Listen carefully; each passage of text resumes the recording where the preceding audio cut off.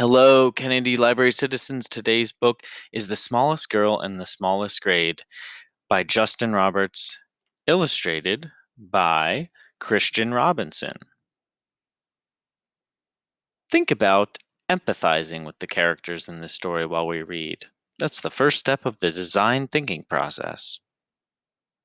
All right, enjoy the story.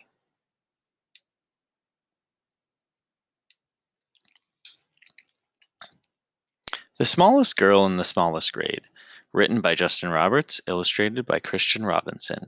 Hardly anyone noticed young Sally McCabe.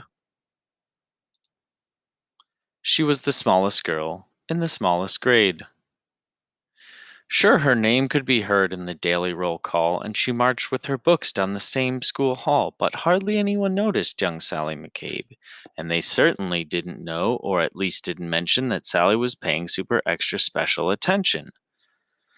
To the abandoned kite with the tangled string, to the 27 keys on the janitor's ring, to the leaves as they turn green to gold in the fall, to the time Tommy Torino was tripped in the hall. She watched as the wildflowers tipped toward the light and heard the howl of a hound dog late one night. She was there when the stray cats, who normally fought, conducted a meeting in the church parking lot.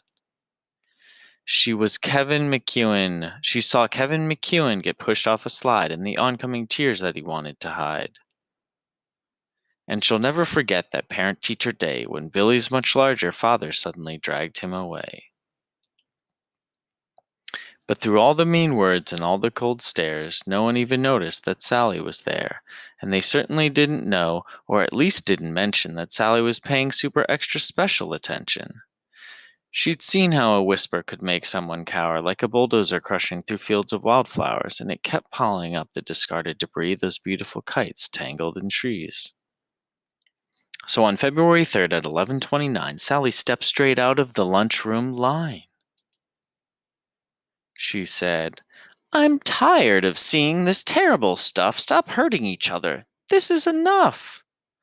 Now a few laughed out loud or didn't care that there was some girl with her hand in the air. But then something super extra special happened that day, as Howard O. Henry suddenly set down his tray. Like waves rolling in one after another, first Molly rose up, then Michael's twin brother. It was Tyrone and Terence, then Amanda and Paul, who pushed out their chairs and stretched their arms tall. From the friendly lunch lady with the dishes she carted to the new third-grade teacher who had recently started. Yes, everyone there, even Principal Claire, had joined little Sally with their fingers in the air. And though hound dogs were destined to howl at night, most stray cat meetings would end up as fights, and kites would continue to get stuck in trees, they all felt for a moment like the janitor's keys, fastened together with a heavy steel ring that held all the secrets to unlock everything. As the world returned to the way that it was, Sally noticed the difference, as she usually does, when Billy paused briefly to open the door for Mrs. O'Connell and 17 more, or when Molly scooched over to make some space on the coral riser for Ellen and Grace, these moments that often get taken for granted, a wildflower appearing that no one had planted. The swings soon resumed their rhyme and sway. The day turned to night, and night turned to day. People remembered and would quite often mention that Sally had been paying super extra special attention, and how the world could transform and a change could be made by the smallest girl in the smallest grade. To all those paying super extra special attention, to Yvonne, thank you for standing up for me.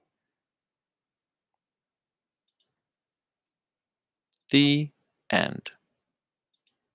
This is Mr. Oskin Storytime saying, be well and keep reading.